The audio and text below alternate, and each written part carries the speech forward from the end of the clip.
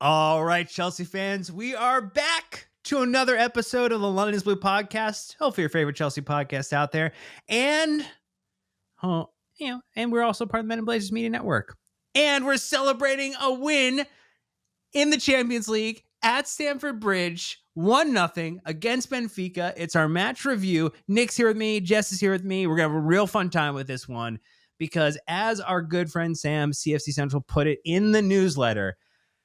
This is a doozy, Nick. 938 days after their last Champions League win at the Bridge versus Dortmund. I believe you remember that night.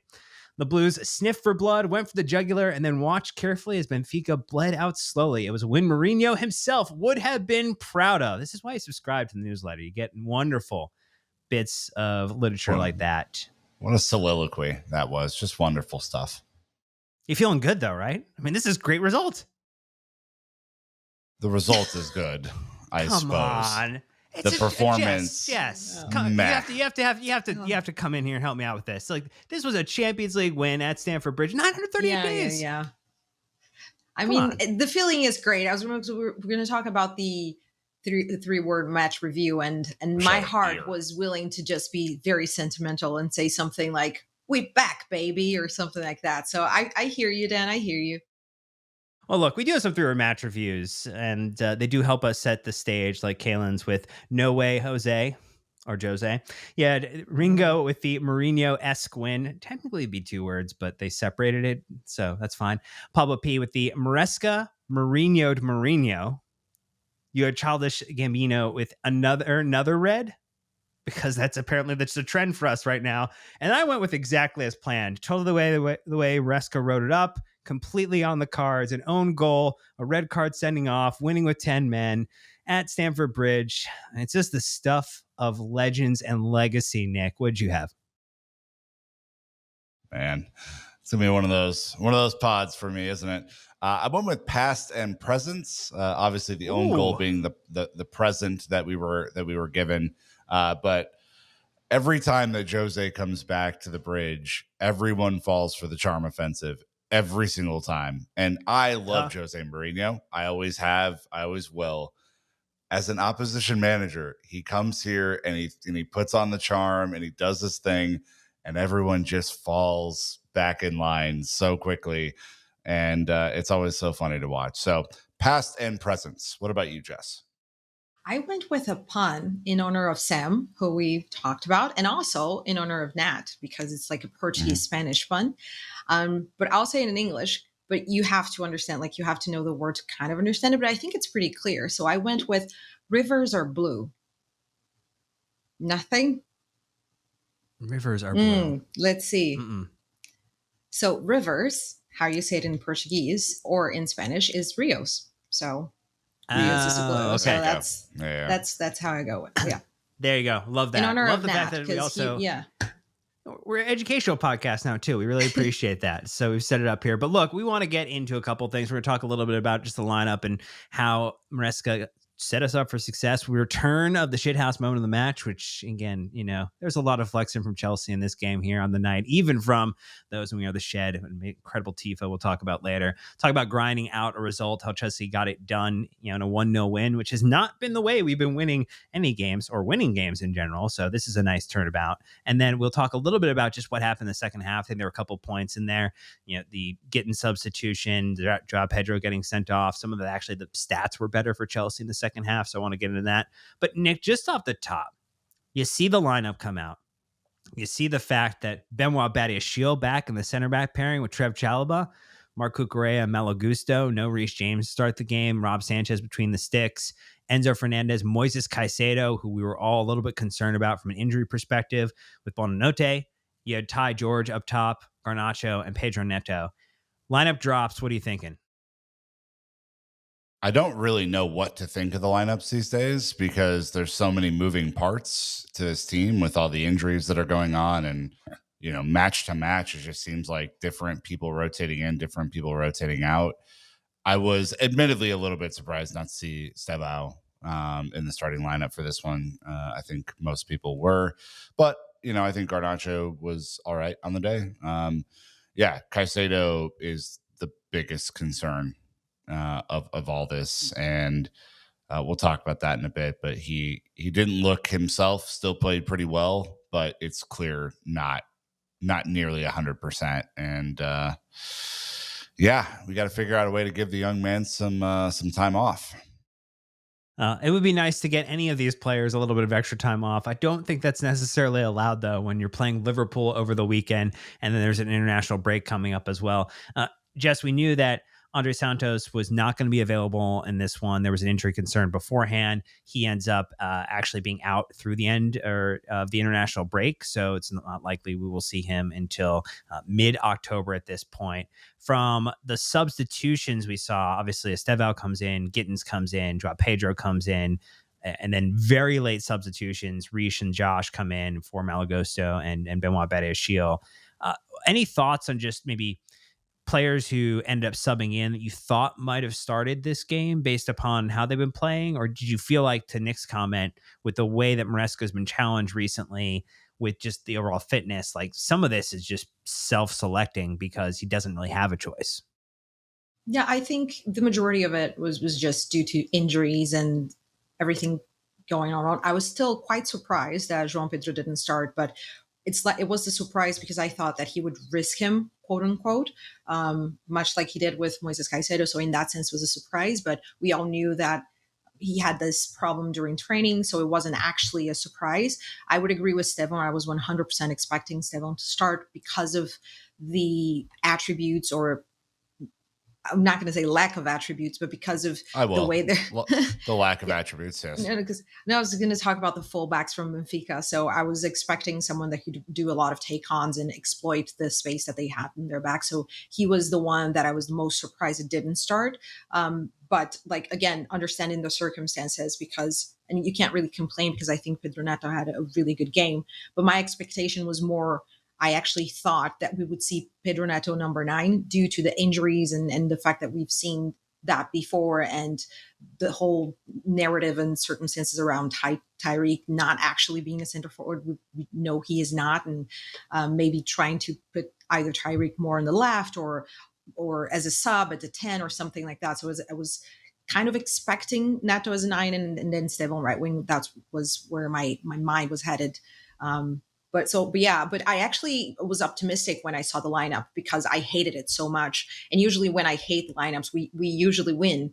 So that was my hope when I saw it. But thankfully, it all worked out. And as I said, I think I tweeted out 9 out of 10 times that I hated the lineup. We usually win. So we're thankfully on the 9 on this day. And then, Nick, as we kind of, take a look at this, I wanted to bring something back into our conversation when we start talking at the very early part of the podcast. We haven't had it for a little bit, mainly because we haven't won in a while. And so I want to bring this one back. Nick Verlaney, shithouse moment of the match. Do you have anyone in there? Mine was Pedro Neto in the 42nd minute where he slides in the ground and gives like a nice hug, a nice bear hug. That was fun. And is fun. Like almost looking into the camera as he's doing it with you like, yeah, don't worry. You don't need to get up right now. It's okay, man. To let that ball roll out. Let me collect that back up. Yeah, I think mine was, this was after Enzo Fernandez was pelted with a bunch of stuff by the Benfica fans. He got chopped down kind of in front of their end and got back up and gave a little wink and smile to their group, which made it, I think made him even angrier, which was fun. But there is only one shithouse moment that really does matter, Dan. And what is that one? I mean, I think it was the tifo. It was the tifo, right? Has to be the tifo. I mean, Jess, there was a great little post on X where someone was showing the Gunners Arsenal tifo, which is just a cannon. And then you see the one that We Are the Shed group put together. Yeah, it's the lion. It's got a crown. It's got all the European trophies on it and also our worldwide trophies as well. It was a pretty massive flex to just roll that out before the game started. It's great. I mean, it's one of those things, you having like the picture of it and then just the tifo with all the trophies. And it's like, we've seen it, things you've dreamt about and we want it, we did it all. And now it's one of those things where people are online or being stupid. You can just reply with that photo. It's just like, it ends the argument there. And that's the beauty of the internet at times. And yeah, great job from everyone. It was fantastic. And I mean, in Brazil, we do love I mean, football in Brazil loves tifos, and the whole crowd gets going, and there's like a rivalry here also. So it's great that we kind of got to experience that in the sense, even though Arsenal's was last season, but it still counts in my eyes because, I mean, come on, it's fantastic. Oh, look, anytime it's just we a can wonderful, on Arsenal. Yeah. It's a wonderful design too. It's just like whoever at the We Are the Shed group put that together. There's a lot of trophies to fit on it, which I think is probably the logistical consideration. Not every club has that problem where you have to fit so many trophies. You have to make them so much smaller because there's so many to put on there, Nick. It's real tough. Yeah. You know, these are the challenges when you're Chelsea. The lion looks really great too. Like whoever did this really Let's make sure we'll make a note to Jake to put the actual the image on the YouTube because it's a little rough audio listening when we say this great photo. Like we'll make sure it's a lion. Yeah, and the Club World Cup trophy, like gold in all its glory. Because I know people still like try to minimize it, but I'm Brazilian, and here it's a huge thing, and there's actually something very interesting like throughout the game. Punditry in Brazil were talking about the Club World Cup and how huge it is, and they even mentioned the quotes of like being a Mickey Mouse comment and everything. It was just they mentioned it to say it's completely ridiculous statement and it shouldn't be really taken into account because it is an indication of what we're going. So once again, I was just very happy with how Chelsea are being viewed in Brazil and I think in South America, slowly but surely, we're hopefully getting there again. One thing I would point out is We Are the Shed always takes donations and they crowdfund this through Chelsea supporters. So it's always a good thing if you don't follow them on social media. It's just We Are the Shed across multiple platforms. You'll be able to find them. They always post when they're doing those. Those are all crowdfunded. It's not anything the club puts together. Is like all of their labor of love for this club. So if you're interested in supporting them, really great thing to get involved with. The only other thing that was just like a weird one of note, Nick, before we go to our first ad break, there's also the petition right now to get rid of the song after Chelsea score a goal. And do you have a thought on that? It's very baseball home run to me. It's like, I mean, we have some involvement with the Dodgers, so we understand that. It feels a little too copycat in a way. Like, I think the song choices have been good and they make sense for Chelsea, and Chelsea Dagger is a great song and all this sort of stuff, but like, I don't know, it also feels a little FIFA-y to me. Like this song auto plays like right after you score a goal in FIFA. So I don't know, I would rather hear people slapping the boards personally. I think that's just my preference, but I don't fault anyone who likes the music. Hey, give me the ambient noise, right? The actual atmosphere versus an audio track. Bam, bam, bam, bam, bam. I don't think the petition is going to change anything, but hats off to people putting together at least an assembly of their thoughts and feelings. But look, first ad break. When we come back, we'll talk about grinding out this wonderful result. So stay tuned. Be right back. All right. I mean, it was a pretty even game, just to be fair. Like, when you take a look at these stats, we had 56% possession of the ball. They had 44%. 0.93 XG for us, 0.86 for them. We had one big chance. They had one big chance. We had 8 total shots. They had 9 total shots. 3 goalkeeper saves apiece. We got to see another goalkeeper concuss a player on their team. So, like, we're getting to see other teams do the same thing that we're doing. 13 fouls to their 14. I would argue that like 10 of ours were probably actually not fouls, but that's just the way it was being officiated. I mean, generally, though, on the bounce, it was a pretty, I think, even game, Nick, across the full 90 minutes. Like, I don't think you could, if you could flip this 50 times or 100 times and like it splits, 50-50 probably on like who walks away with this one. Yeah, it was, obviously Benfica make a managerial change because they were not playing well, right? And so when you leak, was it 4 goals to Karabag, 3 goals to Karabag? I don't remember which. That's not really a good sign for where your season's going. No offense to Karabag fans, obviously. But I had no doubt that Mourinho was going to put out his stall today and try and just limit damage. Like, I don't think anyone on Benfica's attacking roster really scared the daylights out of me. There were some decent moves in the first half, but nothing that really was overly concerning. But they did a fantastic job of limiting our width. They really enforced kind of that attacking midfield area to not let a whole lot happen in the final third in any like real sequence. And it was really only on the break where we had like even numbers, where we saw any joy in this game whatsoever. And it's just kind of the way that this game was always going to go. Like, I know that you and Sam had some thoughts in the preview that came out on game day, Dan. But for me, Mourinho was never going to play an open game today. I think he understood the talent disparity between the two teams. And, I think he set up his team in a way to just limit damage. And I think Maresca did what he could with the talent that we had. And, I think like he's trying to figure out how to work with a bunch of different combinations of people and get them to play like a team. And that's, obviously not gone that well over the last month. So, win's a win. Just in your thought, and just any thoughts for you as well, just on either what Nick said or on just the bounce of this game in terms of what you walked away with on an overall perspective on either how Maresca set up or how we walked away with this result?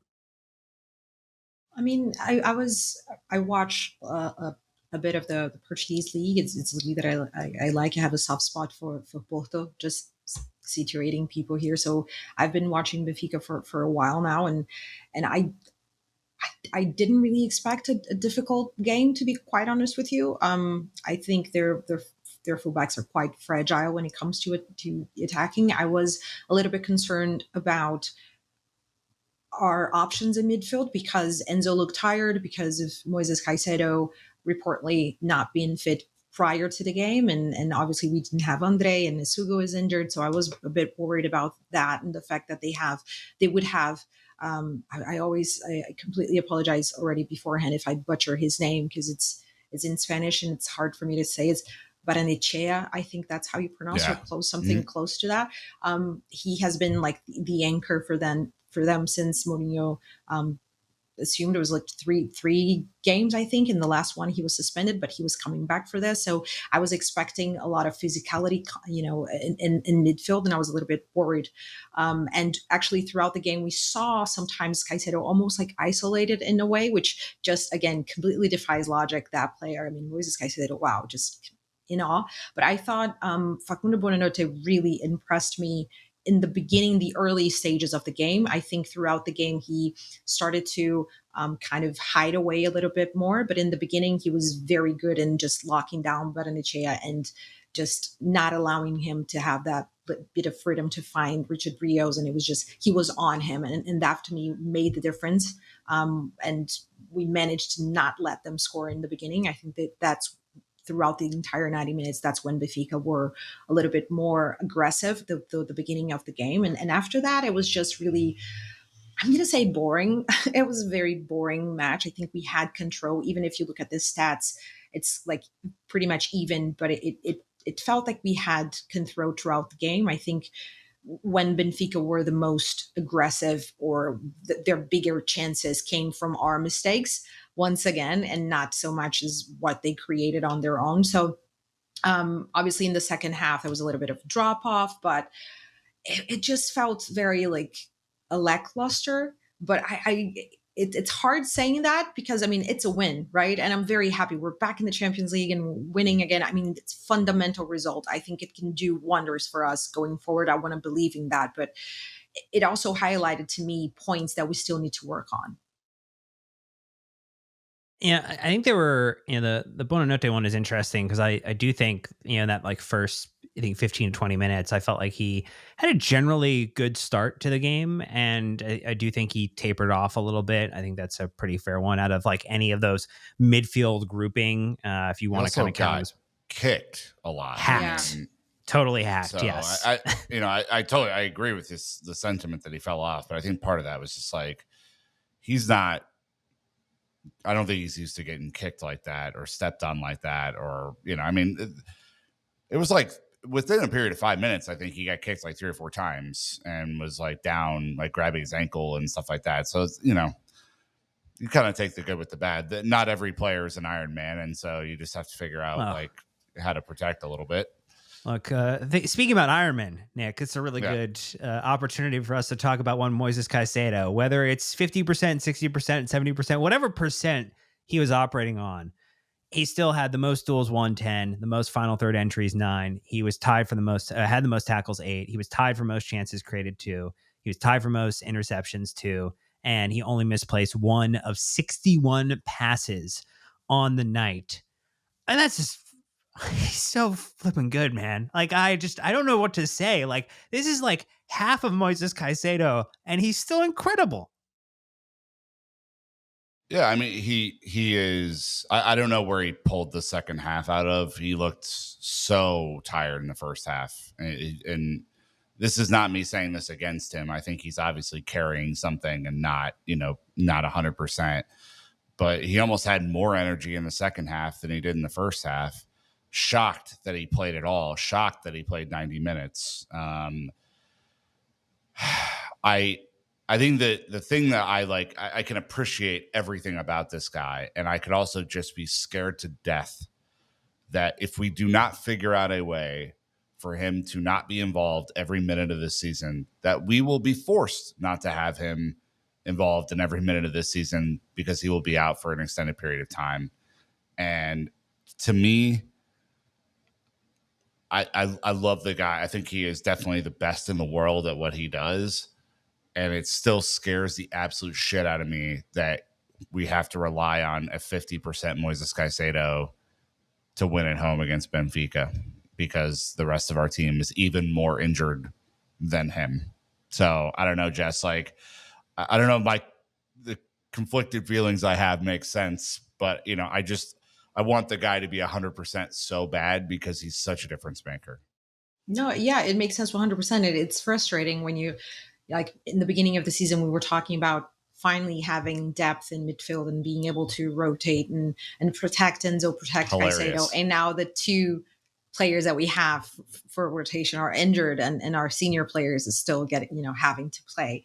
But I would say we will have Liverpool and obviously he will play there as well. We just got to hope that he pushes through there. An international break. I mean, he is suspended because of the red card that he received. So we have to see if he's going to get the call up or not. But even if he does, he will miss at least one match. So, I mean, it's good that it's friendly for Ecuador, so it doesn't really hurt them, but it's also good for us. And maybe he will get some much needed rest.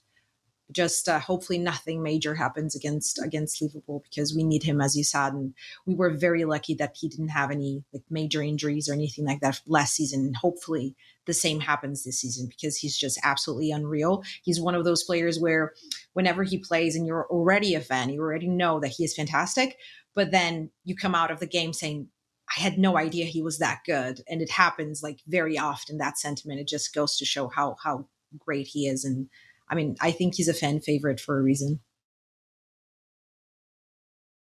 Yeah, definitely a fan favorite for sure across many of the Chelsea supporters.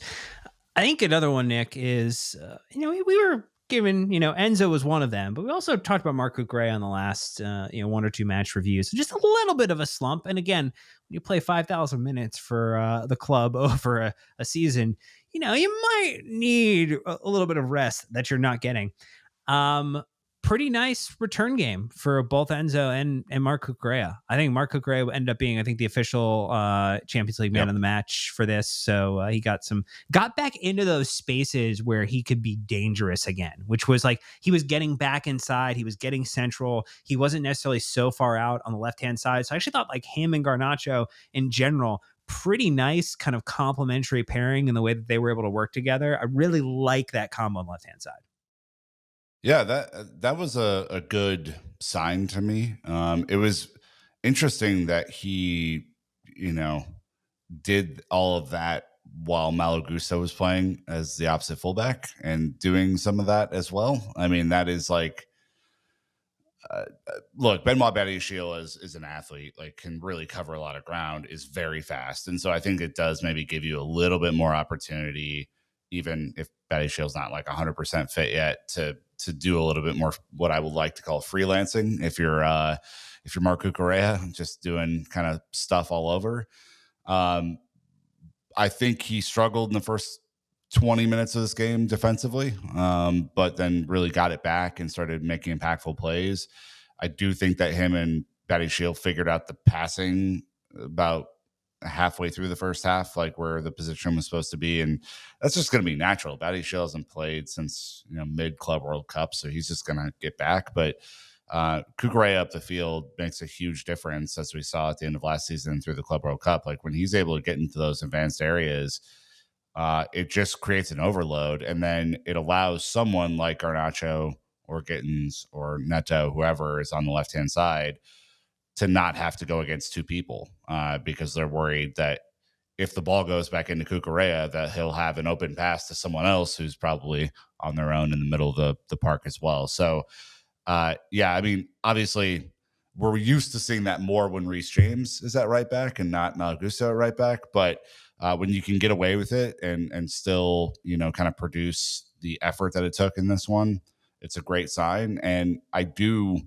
hope that we're able to, pair him and Reece up a little bit more so that he is able to do some of those things, or they can switch that responsibility for when it suits against a particular opponent. And then, just anything you saw just in terms of either the way Enzo was playing or the way Cucurella was playing that you liked, you felt like they were getting back into doing things that they hadn't been doing in some of their past few matches? I think, it's interesting because actually I agree that they both had a very good game. I think they were good.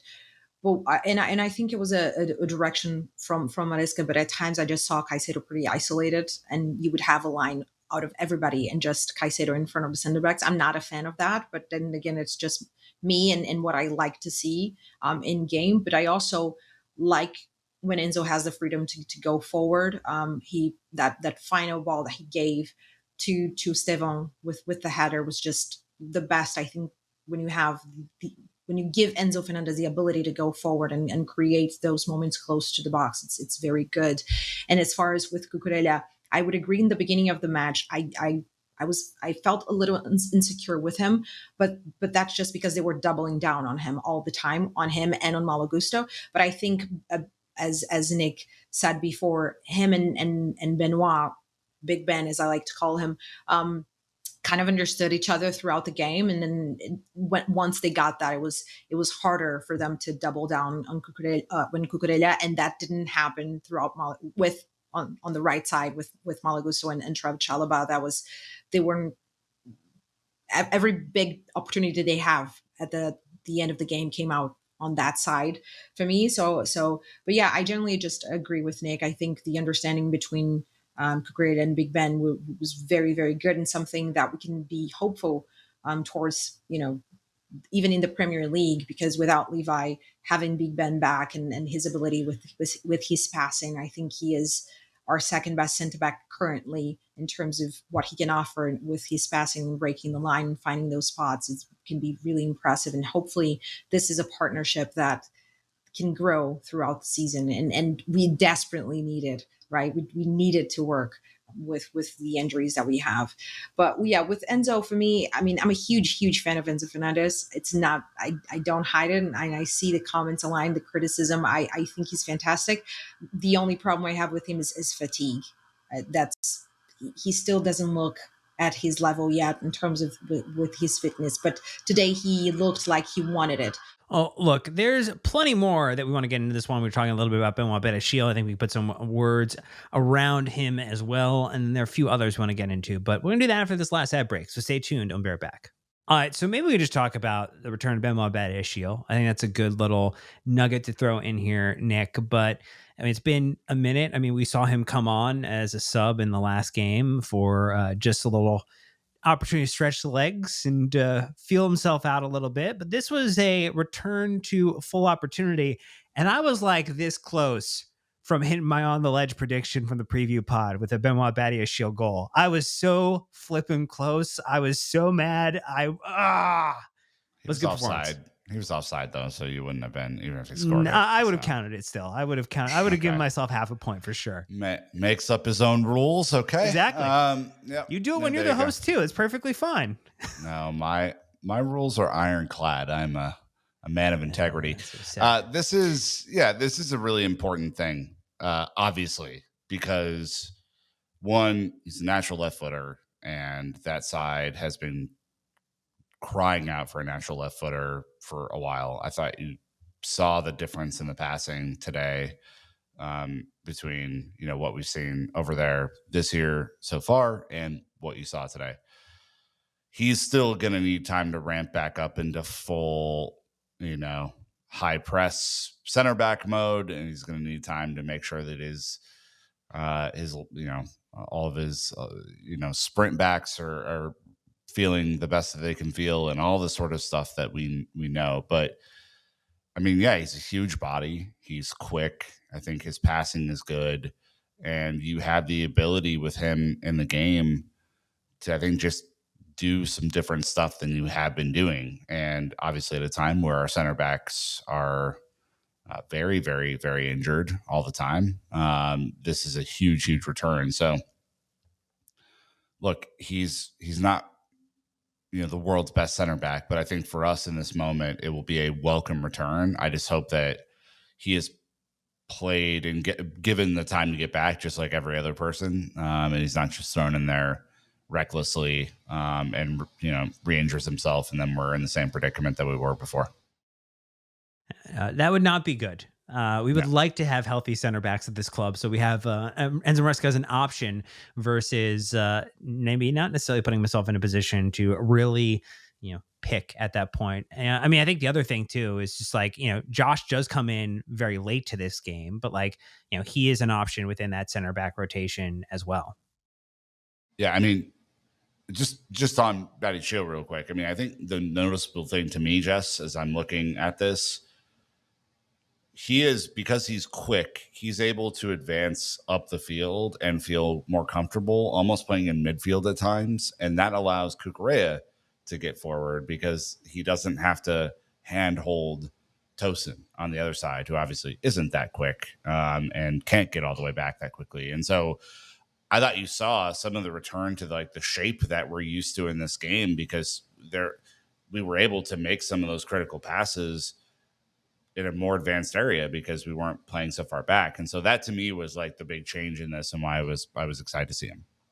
Go ahead. Yeah, I agree 100%. I mean, as you mentioned, he has frustrated people a lot, myself included, because when he first started playing for us, I was very impressed. I don't watch the French league, so I didn't really follow him closely or anything like that. I knew of him, but he started really well for us. And that's when the nickname Big Ben came on. And then after his injury, he just hasn't been able to go back to what we first saw of him.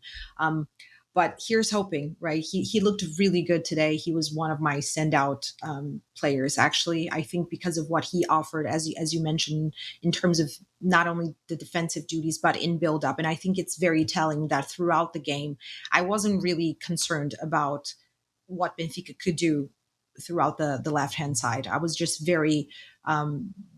I felt very safe. And that's not a word I would associate with Chelsea this season when it comes to, our defensive issues and everything. I wouldn't say I felt safe. And with them today, I did. And perhaps it's a silly argument. Oh, you're feeling, but I think it's translated in the way that they played and how well. And I think Big Ben did today what I loved so much about Thiago Silva, which was anticipate the play. Not only was he quick, but he was able to read the game very well. And we desperately needed that, and we missed that. Whereas we've seen in the past few games, when it comes to Chelsea defense, everybody stands still on one corner and just let the opposition run on the far post, completely isolated. And we didn't see that today. And I think it was partially due to him. So yeah, just very hopeful that he continues to grow and maybe go back to that beginning of his journey with Chelsea. I don't know if you agree, Dan. I don't know what's your thoughts. Well, here's the thing. There's nothing cheaper than taking a player that you already have and not needing to buy to upgrade or round out your team. I mean, I always thought that he was a strong, like, rotational option for this Chelsea side. Like, I don't know if I viewed him as part of that 1-2 pairing as like the best center back that was available. Obviously, on the left-hand side, that's Levi Colwell when healthy, when fit. You could argue who that right center back is that pairs with them, or who that person is that Chelsea were either going to go out or bring in next season, whether that's Sarr or someone from our kind of loan army, hanging out in Strasbourg right now. Like, that is potentially a consideration too. But to me, that was kind of the view of, hey, if you were going to go out and buy another center back, it would actually have been more expensive than just using Benoit Badiashile for a season and trying to figure out how he can get enough done for you over a period of time. And obviously he's had some injury issues. So I think that is just a natural concern when you have him with injury issues and you have West Fofana with injury issues. Like, you just have a center back team that can very quickly snap, be all taking up all the beds in the medical wing at Cobham. And that is not what you want in any way, shape, or form. So I think we hope that he stays healthy. I think we hope that he stays available. And I do think, to Nick's point, his ability to get forward, his ability to press up is going to be very, very critical. I'd like to talk about a couple other players. One, Jamie Gittens had a really, I think, tough time in this game. If we're going to be like very straightforward, Nick. Yeesh. Yeah. Yeah. I likened the way that he was carrying the ball into the box. Like, if you remember the egg and spoon races where you would like put an egg on a spoon and you would like run it for, like, you would try to walk it forward, right? Because like if you go too fast, like, it wobbles and it falls off. It's like he was doing that, but dribbling the soccer ball, the football, but he was running with it. And like, so the egg clearly fell off. But he was not getting any purchase in that, getting into the box, getting past the second man. Really, really tough night out for him. Like, what are you seeing from what is or isn't working for him right now?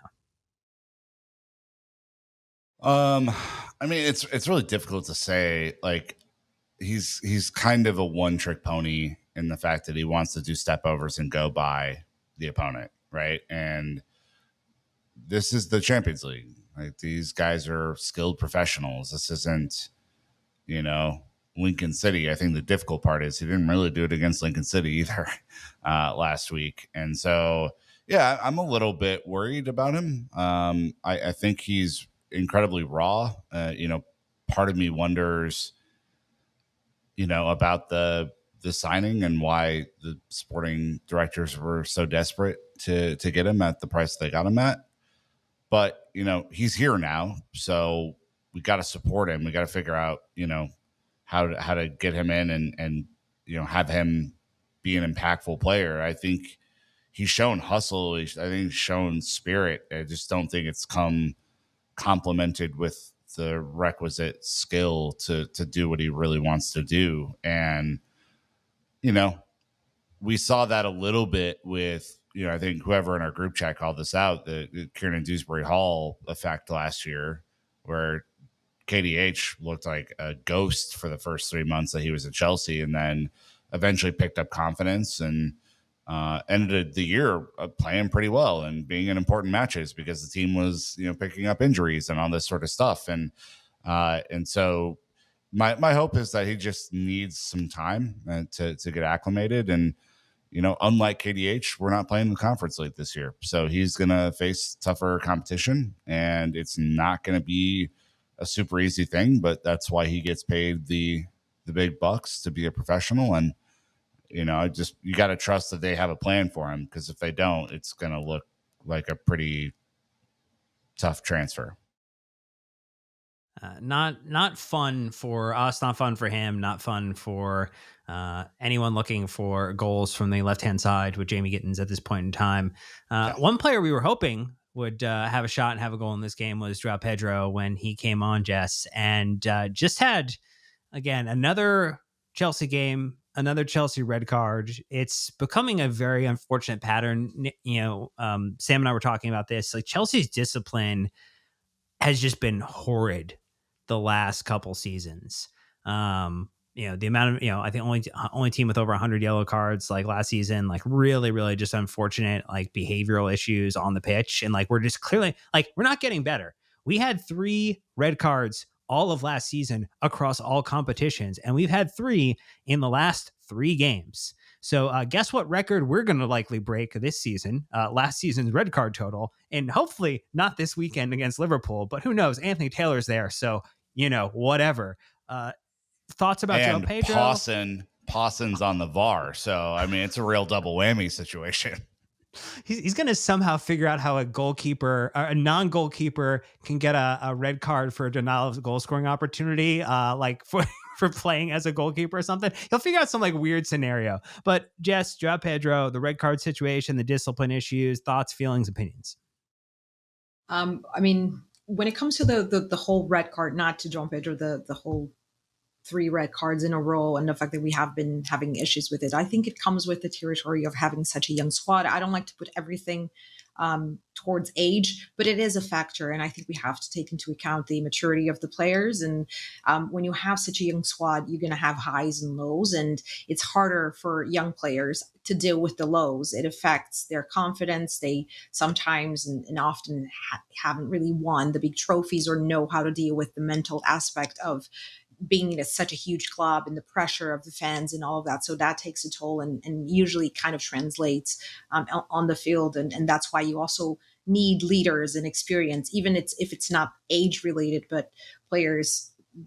I think it's harder when it comes from, let's say, like Enzo Fernandez, who's supposed to be a leader, or in this case, João Pedro, who is a young player, but it's seen as this big, it's one of our most important players. I think it's harder than it would be for like someone like Stevão, who's coming from the Brazilian leagues and all of that. But which one, I was very annoyed. The minute he got his first yellow card, I was like, oh no, that it's going to happen. He's going to get sent off, because I think you could see that he wasn't fit. He wasn't 100%. I think you can also see how he is struggling, I think, with the fact that he hasn't been scoring lately, and he's, not having shots on goal. And it becomes a problem, I think, mentally. And it's now, you can almost sense the frustration. And because he is someone who likes to be very involved, he fights for every ball. It's almost like he has to prove himself extra hard to find that and to show what he can do, or to try. And there's this line about trying so hard and just going a little bit over it. And to me, the minute he came on, it became clear that he was just playing with that line. And so I wasn't surprised when he got sent off. But I do think that he's becoming more and more frustrated with not scoring and not having the opportunities that he would like to have. And I think that would bring us back to the discussion around the center forward. What we're going to do? Are we going to keep playing Tyreek George? Are we trying to play him as a 10? Because obviously, again today, he came on as a number 9, and he has been the most in terms of productivity when he has that freedom. And the second guy, we don't have Liam Delap, we won't be able to have him. So do we try to put Neto there? Do we try to play him with Tyreek George? I think those are questions that Enzo Maresca will start to ask himself, and hopefully it will come to some sort of a solution.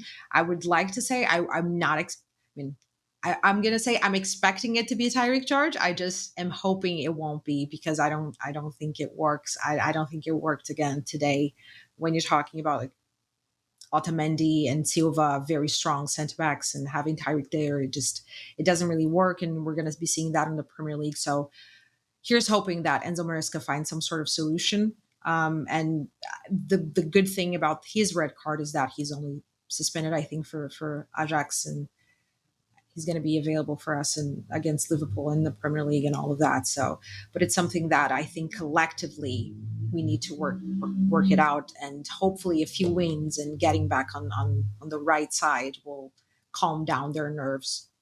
That's Nick, the only thing I want to point out there is just Enzo Maresca had a wonderful quote about the João Pedro red card, and just saying the good thing is we're improving. We can now win with 10 players. Nick is not impressed. I'm not impressed by that. I think that's incredibly stupid, and I don't think that Joao was trying very hard when he came on. Like, I'm going to disagree with you a little bit. He looked pissed off to be playing tonight. I think he's clearly hurt. I think there's clearly something going on with Mark Guiu that the club don't want to play him. I think you mentioned this in our group chat, Jess, that they're going to try and loan him out and don't want to cup tie him to anything again. So what's the fucking plan, guys? This Joao Pedro is not going to work in what we're trying to do. He can't run. He can't run like he was running this summer. And if you can't press from that position, the whole system falls apart. Like, you have to press from the front and you have to show the energy. And I agree that Ty's not great there, but who else? If they're not going to play Guiu, you're going to play Pedro Neto and burn him out like you did at the end of last season? You're gonna play Garnacho up there and, you know, have an even smaller body than Ty George to lead the line? I mean, this is where everybody, as Nicholas Jackson was scoring and assisting today, who wanted Nicholas Jackson to stay at the club, feels a certain amount of vindication. Imagine if we were rolling out Nico today, how much more comfortable you'd feel watching an actual center forward play center forward who has skill and talent. Maybe not everyone's cup of tea, but certainly better than what we saw. I mean, I'm super, super, super worried because Joao Pedro is not going to be ready for Liverpool to play at you know, what we know his peak can be early in the season. And he's not going to have a partner until Liam Delap's back, and God only knows when that is going to be. So I'm super annoyed by the red card. I don't think he should have been out there in the first place. And that is not a sporting director problem, and that's a Maresca problem. You have to come up with a strategy to overcome these injuries, and they just simply haven't done it the entire month of September. Like, it is more than concerning at this point. Yeah, I think the most obvious strategy, I'm sorry to cut you off, Dan, would be to look at the academy at this point. I mean, I would like to see, I know you mentioned about Pedro Neto, I would actually like to see that because we have Seva on the right wing, so I think that could work. But I would look at the academy and try to find minutes there to in the cups or when you need to. We do have some talent there. Just find a way to push through. I really don't like Tyreek George center forward. I think he's a good player, but I think we're not using him to his best skills. And I think you pointed out about João Pedro and not trying. I do think he was very angry, but not about playing, about not producing what he wants to produce. I think that's what his anger was aimed at, but that's just like my impression. And he did have problems with red cards and all of that back at Brighton as well when he was going through a drought. So that's not something new when it comes to him. So I would expect the club to be kind of aware of that as well. It's also on Maresca, though. If the guy, he had a look in his eyes. Like, we've seen this look from other players. It's not just a Joao Pedro problem where you're like, uh-oh. I said it in the group chat. I predicted he was going to get a red card in the group chat before it happened. You could just tell he was looking extra like, oh, I'm going to go into this challenge maybe with a little bit of a raised elbow. I'm going to try, you know.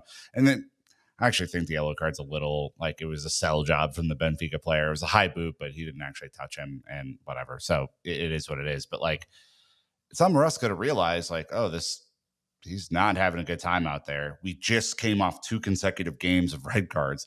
I'm sure in training, everybody, Dan, was like, no more fucking red card. Everybody, next person who gets a red card has to run the entire training session. Like, there has to be some sort of thing that happens here because it is a hyper concern. You can make all the jokes that you want if you're Maresca, but obviously no one was joking the previous 2 games where that happened. And so I don't know, man. Like, it's a big issue. Yes, and we'll have to figure out that discipline issue. We'll have to figure out getting these red cards and accumulated yellows into reds out of our system because that is not what's going to get you deep, deep, deep into the Champions League this season. Because look, as of the 30th of September, Chelsea, with that win, put themselves into 17th place on the table here out of the 36 teams. You know, it's just in that middle spot right there, right behind Liverpool. We have a -1 goal difference to their equals or nil goal difference that they have right there. And our next fixtures, as Jess was alluding to earlier, we have Ajax after we come back off the international break. We play Karabag. We go there for that game. And then there's the November international break. And then we play Barcelona and then Atalanta to round out our 6 fixtures here. So, well, then the ones in January too. But yes, oh gosh, yes. Yeah. There's yes, 8 right. fixtures, Dan. I know it's. I was looking at time, just in one the step calendar at a year time. 25. Yeah. Come on, Yeah. we're just gonna win all of these. It's not even gonna be a consideration, Nick. That's why I Yeah. didn't even have to worry about the next 2 because we'll play this in a full Academy 11. That's what we'll do. I don't know. Karabag are world beaters, though, Dan. So let's. That's true. I mean, look, Liverpool not so lost fast, them the my day, friend. so we're looking for any way to feel good about this. But look, it's the Champions League. Chelsea won at Stamford Bridge at home after almost 1,000 days of waiting. We got it done. And you got to get a new stinger at the top of the episode that Nick put together with Jake. So enjoy that as well, because that'll be on the next couple of episodes. And hopefully we have more than these 6 remaining games. And we'll be playing much further in the Champions League this season. So you can keep on hearing it more and more across this season. Jake, just hit it one more time. Why don't you? We didn't do it for the first game. Might as well hit it twice now. There you go. Look, but don't forget we have upcoming podcasts this week. We'll have a Liverpool match preview, and then we're going to be live on YouTube after the Liverpool game to talk about that. We have a Matt Law pod coming out next week, and then the Chelsea women are back in the Champions League as well. So we'll have our first match review after they hopefully get it in, get it done, get a win. They've really enjoyed updating their Twitter/X bio with all the W's in a row. Win. It's all they do. It's fantastic. But don't forget to like and subscribe if you're on YouTube. Leave a comment, hit the bell icon to get notified. As we mentioned at the top, sign up to that free weekly newsletter, the Lens Blue Dispatch. Sam does a great job with it. You can leave a 5-star review on Spotify or Apple Podcasts. It's always appreciated. And we got that Discord community for your paid capacity to get in and support the podcast and chat with some really cool people too. But until next time, Chelsea fans, you know what to do. Keep the blue flag flying high.